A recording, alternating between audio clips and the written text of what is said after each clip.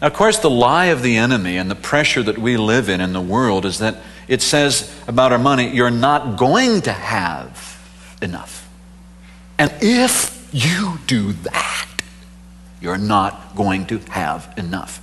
And no matter how much you have, that pressure is always there telling you that it isn't going to be sufficient. And so we end up scrambling all about. I was speaking with a man some time ago who, okay, compared to most people, makes a lot of money. A lot. You hear me? A lot of money. And life has changed a little, and now instead of this person making a lot of money, he's just making a lot of money.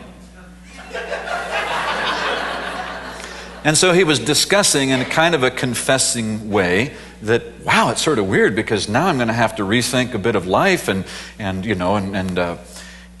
can I just say the amount of money that he's making is an amount that I hope maybe one day when all is said and done, my final year of being a pastor, especially if you pitch in and give me a really great goodbye, see you later sort of a gift that's been wonderful, I'm maybe hoping to kind of approach in the same way, almost in a reverse fashion of how I jog. It used to be years ago that I would run from here all the way to the blue wall down by La Selva Beach, on the beach. Well, that would be a very good time to come alive and say, oh, wow, that's real. Okay. Well, now I don't run all the way to the blue wall. I run toward the wall.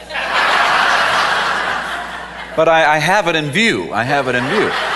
And I've decided on my last jog, whenever that happens to be, I'll get my walker and I'll go down to the steps down here, and I will bow toward the blue wall and call it a day, and then be done with it. Okay. So switch that around in the reverse. This man and what he makes is the blue wall that I'm just kind of bowing toward.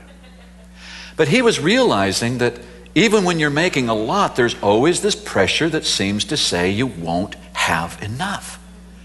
And dear one, it is statements about your future where this whole money thing comes into play.